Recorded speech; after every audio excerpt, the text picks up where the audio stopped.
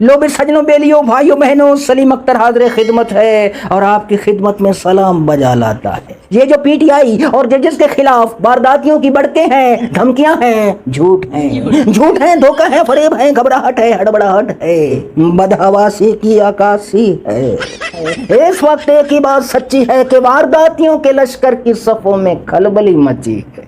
कुछ हार हरा कर हथियार फेंकने लग रहे हैं तो कुछ हड़बड़ा कर लंबी लंबी फेंकने लग रहे हैं। कुछ बचाव का चारा ढूंढ रहे हैं, ये सब डूबने वाले तिनके का सहारा ढूंढ रहे हैं। मरियम बीबी ने जो सुप्रीम कोर्ट के जजेस के खिलाफ मुंह से झाग और आग बरसाई है, उसकी ये सच्चाई है कि ये जान गए हैं कि इनकी हुकूमत के जहाज का डूबना ठहर गया है, सुबह डूबा है या शाम डूबा है। इसलिए इन वारदातियों का सुप्रीम कोर्ट की दीवारों से टकरे मार मार के शहीद होने का मंसूबा है।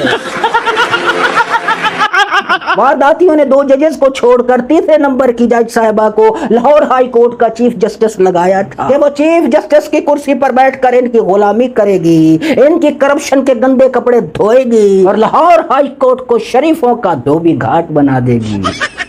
उस जज साहिबा ने माजरत चाहता हूँ फिलहाल धोबन बनने से इनकार कर दिया और ट्राइब्यूनल के जजेस को बदलने और इलेक्शन कमीशन के मर्जी के जजेस लगाने से इनकार कर दिया। जिसकी बड़ी वजह यह हो सकती है कि सुप्रीम कोर्ट में इस वक्त एक नया सूरज उग रहा है और काजी का सूरज अपनी तमाम तरफी रौनक के साथ गरूब हो रहा है और तमाम अदालतों के जजेस काजी की दादागिरी की सवाल पजीरी पर मट्टी डालकर सुप्रीम कोर्ट के नए उभरते जज की तरफ देख रहे हैं और काजी इस वक्त बिल्कुल अकेला पड़ गया है, एकदम तन्हा, जिसके बाद शरीफों को अपनी तशरीफों के नीचे से सीटें खिसकती नजर आने लगी हैं और इस जाली इलेक्शन के काल अदम होने का खौफ इन वारदातियों को सोने नहीं देता। यही वजह है कि जब ख्वाजा साहब से पूछा गया कि फिच की रिपोर्ट में आपकी हुकूमत सिर्फ 18 महीने चलती नजर आ रही है, जिसका जवाब देते हुए ख्वाजा साहब ने फरमाया कि नहीं, ये 18 महीने ज्यादा बता दिए, बस ये कोई 10-12 दिन में पता चल जाएगा कि हमारी हुकूमत की उम्र कितनी है।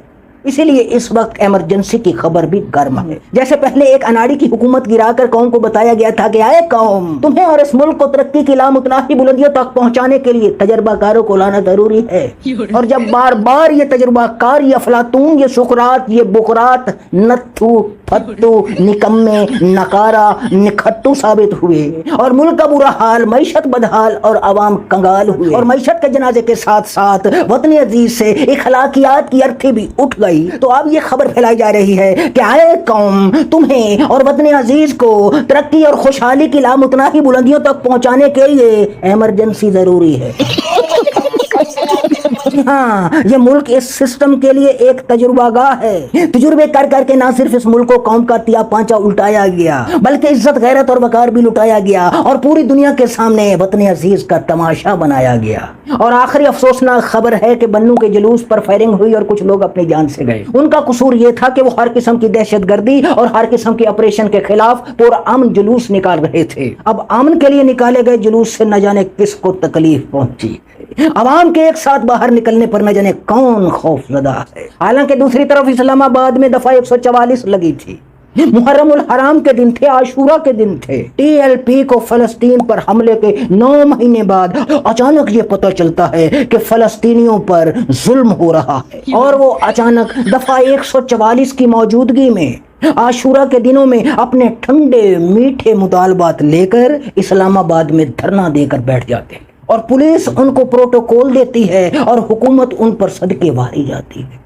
और इसी के धरने पर सोमोटो लेने वाला काजी अब के धरने की बाहर अदालत में बैठना ही छोड़ देता है कि रियासत का रवैया कहीं माँ जैसा है और कहीं सौतेली माँ जैसा है। भाई साहब, इससे तो नफरत बढ़ेगी और जब नफरत बढ़ेगी तो हो सकता है इनफरादी तौर पर कुछ लोगों को फायदा हो, मगर इस मुल्क और कौम का कोई फायदा नहीं, नुकसान ही नुकसान है। न जाने ये छोटी छोटी बातें बड़े बड़े ओहदों पर बैठे लोगों के दिमाग में क्यों नहीं आती।